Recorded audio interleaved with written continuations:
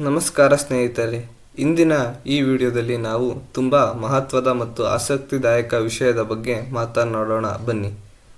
ನಮ್ಮ ದೇಶ ಅಥವಾ ರಾಜ್ಯದಲ್ಲಿ ಸರ್ಕಾರ ಬಲಿಷ್ಠವೇ ಅಥವಾ ನ್ಯಾಯಾಲಯ ಬಲಿಷ್ಠವೇ? ಎರಡಕ್ಕೂ ಪ್ರತ್ಯೇಕವಾದ ಅಧಿಕಾರವಿವೆ. ಆದರೆ ಅವೆರಡರಲ್ಲಿ ಯಾರು ಬಲಿಷ್ಠ ಎಂದು ಈ ವಿಡಿಯೋದಲ್ಲಿ ಸ್ಪಷ್ಟವಾಗಿ ತಿಳಿದುಕೊಳ್ಳೋಣ ಬನ್ನಿ. ಮೊದಲನೆಯದಾಗಿ ಸರ್ಕಾರದ ಅಧಿಕಾರವನ್ನು ತಿಳಿದುಕೊಳ್ಳೋಣ ಬನ್ನಿ. ಸರ್ಕಾರ ದೇಶವನ್ನು ನಡೆಸುವ ಜವಾಬ್ದಾರಿಯನ್ನು ಹೊಂದಿರುತ್ತದೆ. ಕಾನೂನುಗಳನ್ನು ಮಾಡುವುದು, ನೀತಿಗಳನ್ನು ಜಾರಿಗೆ ತರುವುದು, ತೆರಿಗೆ ವ್ಯವಸ್ಥೆ, ಪೊಲೀಸ್ ವ್ಯವಸ್ಥೆ, ಶಿಕ್ಷಣ, ಅಭಿವೃದ್ಧಿ ಕೆಲಸಗಳನ್ನು ಸರ್ಕಾರ ಮಾಡುತ್ತವೆ. ಈಗ ಬನ್ನಿ ನ್ಯಾಯಾಲಯದ ಅಧಿಕಾರವನ್ನು ತಿಳಿದುಕೊಳ್ಳೋಣ. ನ್ಯಾಯಾಲಯ ಸರ್ಕಾರದ ಕೆಲಸಗಳ ಮೇಲೆ ಕಣ್ಣಿಟ್ಟಿರುತ್ತದೆ. ಸರ್ಕಾರದ ತಪ್ಪು ಸರಿಗಳನ್ನು ನೋಡುತ್ತಿರುತ್ತದೆ. ಸರ್ಕಾರ ಏನಾದರೂ ಸಂವಿಧಾನದ ವಿರುದ್ಧವಾಗಿ ಮಾತನಾಡಿದರೆ, ಏನಾದರೂ ತಪ್ಪು ನಿರ್ಧಾರವನ್ನು ತೆಗೆದುಕೊಂಡರೆ ನ್ಯಾಯಾಲಯ ಅದನ್ನು ತಡೆ ಹಿಡಿಯುವ ಅಧಿಕಾರವನ್ನು ಹೊಂದಿದೆ. ಜನರ ಹಕ್ಕುಗಳನ್ನು ರಕ್ಷಿಸುವುದು ನ್ಯಾಯಾಲಯದ ಪ್ರಮುಖ ಕೆಲಸ. ಈಗ ನಿಮಗೆ ಒಂದು ಚೂರು ಗೊತ್ತಾಯಿತು ಯಾವುದು ಎಷ್ಟು ಬಲಿಷ್ಠ ಅಂತ. ಹಾಗಾದರೆ ಇಬ್ಬರಲ್ಲಿ ಯಾರು ಬಲಿಷ್ಠ ಎಂದು ತಿಳಿದುಕೊಳ್ಳೋಣ ಬನ್ನಿ.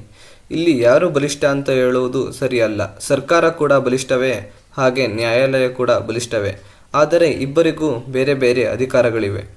ಎರಡು ಏಕೆ ಸಮಾನವಾಗಿ ಮುಖ್ಯ ಎಂದರೆ, ನಮ್ಮ ಸಂವಿಧಾನದಲ್ಲಿ ಅಧಿಕಾರಗಳ ವಿಭಜನೆ ಎಂಬ ತತ್ವವಿದೆ. ಸರ್ಕಾರ ದೇಶದ ಆಡಳಿತ ಮತ್ತು ಅಭಿವೃದ್ಧಿಗಾಗಿ ಕೆಲಸ ಮಾಡುತ್ತದೆ. ನ್ಯಾಯಾಲಯ ನ್ಯಾಯ ಮತ್ತು ಹಕ್ಕುಗಳಿಗಾಗಿ ಕೆಲಸ ಮಾಡುತ್ತದೆ. ಒಬ್ಬರು ಹೆಚ್ಚು ಅಧಿಕಾರ ದುರುಪಯೋಗ ಮಾಡಿದರೆ ಇನ್ನೊಬ್ಬರು ಅದನ್ನು ನಿಯಂತ್ರಿಸುತ್ತಾರೆ. ಇದರಿಂದಲೇ ನಮ್ಮ ಪ್ರಜಾಪ್ರಭುತ್ವ ಸುರಕ್ಷಿತವಾಗಿರುತ್ತದೆ. ಈಗ ಒಂದು ಉದಾಹರಣೆ ಕೊಡುವುದಾದರೆ, ಸರ್ಕಾರ ಒಂದು ನಿಯಮವನ್ನು ತರುತ್ತದೆ ಎಂದುಕೊಳ್ಳಿ. ಆ ನಿಯಮ ಜನರಿಗೆ ತೊಂದರೆ ಕೊಡುತ್ತಿದೆ ಎನಿಸಿದರೆ ಜನರು ನ್ಯಾಯಾಲಯದ ಮೆಟ್ಟಿಲನ್ನು ಏರುತ್ತಾರೆ.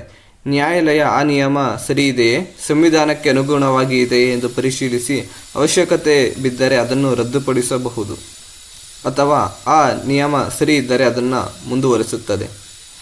ಹಾಗಾದರೆ ಸ್ನೇಹಿತರೆ, ಸರ್ಕಾರ ಬಲಿಷ್ಠವೇ ಅಥವಾ ನ್ಯಾಯಾಲಯ ಬಲಿಷ್ಠವೇ ಎಂದು ಕೇಳಿದರೆ ಉತ್ತರ ಸರ್ಕಾರ ಬಲಿಷ್ಠ, ನ್ಯಾಯಾಲಯವೂ ಸಹ ಬಲಿಷ್ಠವೇ.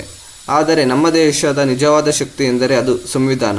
ಸಂವಿಧಾನವನ್ನು ಮಾಡಿರುವಂತಹ ಡಾಕ್ಟರ್ BR ಅಂಬೇಡ್ಕರ್ ಅವರೇ ನೆನೆಸಿಕೊಳ್ಳುತ್ತಾ ನನ್ನ ಈ ವಿಡಿಯೋವನ್ನು ಮುಗಿಸುತ್ತಿದ್ದೇನೆ. ದಯವಿಟ್ಟು ಈ ವಿಡಿಯೋ ಇಷ್ಟ ಆದರೆ ದಯವಿಟ್ಟು ಲೈಕ್ ಮಾಡಿ, ಕಾಮೆಂಟ್ ಮಾಡಿ ಹಾಗೂ ನಿಮ್ಮ ಸ್ನೇಹಿತರೊಂದಿಗೆ ಶೇರ್ ಮಾಡಿ. ಇಂತಹ ಮಾಹಿತಿ ತುಂಬಿದ ವಿಡಿಯೋಗಳಿಗಾಗಿ ನನ್ನ ಚಾನಲನ್ನು ಸಬ್ಸ್ಕ್ರೈಬ್ ಮಾಡಿ. ಧನ್ಯವಾದಗಳು.